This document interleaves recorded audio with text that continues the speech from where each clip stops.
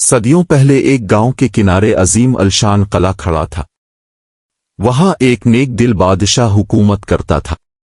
رعایا اس سے محبت کرتی تھی، مگر بادشاہ کی زندگی میں ایک ہی کمی تھی، اس کا کوئی بیٹا نہ تھا، صرف ایک بیٹی تھی جس کا نام شہزادی نایاب تھا۔ نایاب باپ کی آنکھوں کا تارا تھی۔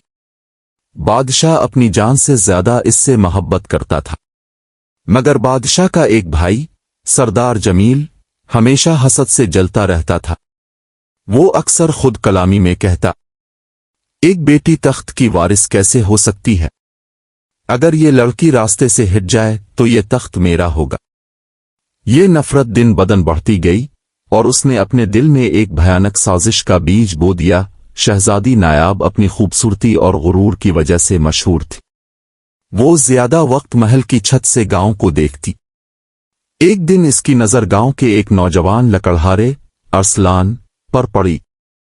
وہ دھوپ میں پسینے سے شرابور تھا، مگر اس کے چہرے پر عزم اور محنت کی روشنی تھی۔ نایاب کے دل میں عجیب سا سکون آتر آیا۔ اس نے پہلی بار محسوس کیا کہ محل کے سنہری دروازوں سے زیادہ کشش ارسلان کی آنکھوں میں ہے۔ کچھ دن بعد وہ شکار کے بہانے اپنی سہیلیوں کے ساتھ گاؤں کے قریب گئی اور ارسلان کو دیکھ کر اس سے بات کی۔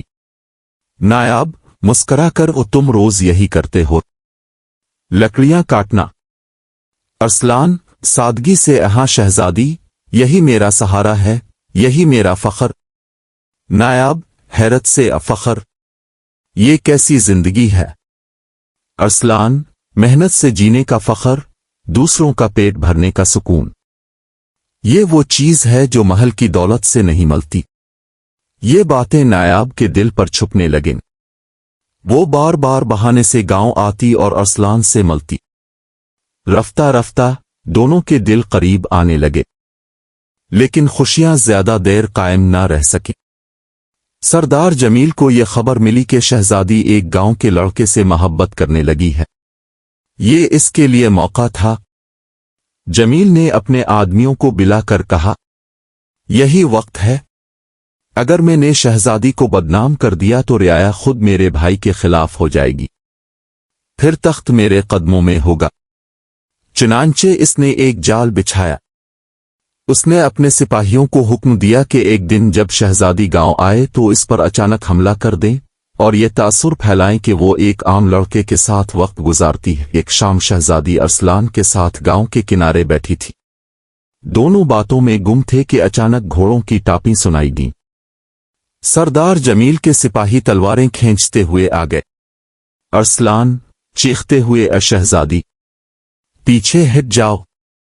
وہ سپاہیوں کے سامنے ڈٹ گیا۔ اس نے کلہاڑی سے 2 سپاہیوں کو گرا دیا، مگر آخرکار وہ زیادہ دیر مقابلہ نہ کر سکا۔ ایک سپاہی نے اس کے کندھے پر وار کیا اور وہ زخمی ہو کر گر گیا۔ سپاہی شہزادی کو پکڑ کر گھسیٹنے لگے۔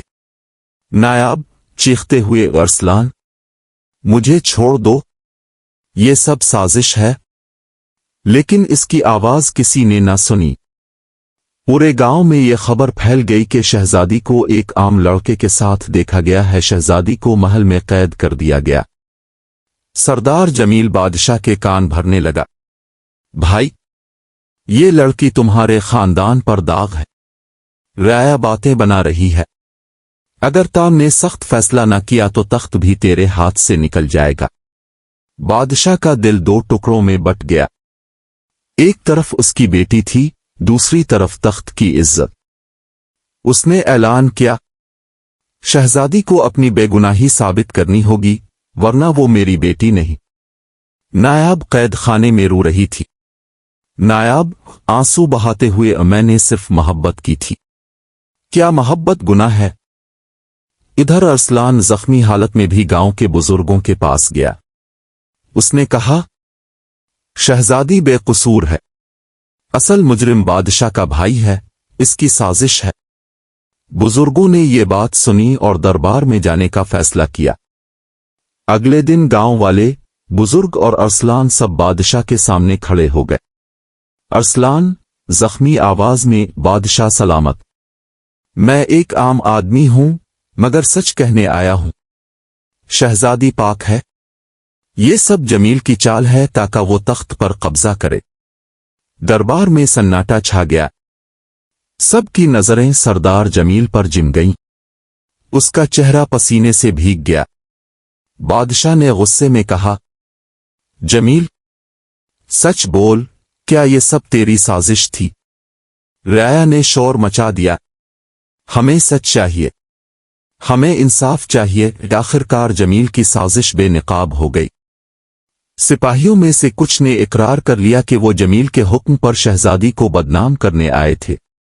بادشاہ کی آنکھوں میں آنسو آ گئے۔ اس نے قید خانے کا دروازہ کھول دیا اور شہزادی کو گلے لگا کر کہا، بیٹی، میں نے تجھے شک کی نگاہ سے دیکھا، مجھے معاف کر دے۔ پھر اس نے دربار میں اعلان کیا، یہ لکڑہارا عام نہیں، یہ وہ شخص ہے جس نے اپنی جان پر کھیل کر میری بیٹی کی عزت بچائی۔ آج سے یہ شہزادی کا ہم سفر ہوگا۔ یوں شہزادی اور ارسلان کی شادی دھوم دھام سے ہوئی۔ رعایا نے کئی دن جشن منایا اور یہ قصہ نسلوں تک سنایا جاتا رہا۔ محبت اگر سچی ہو تو سازشیں ٹوٹ جاتی ہیں اور سچائی ہمیشہ جیت جاتی ہے۔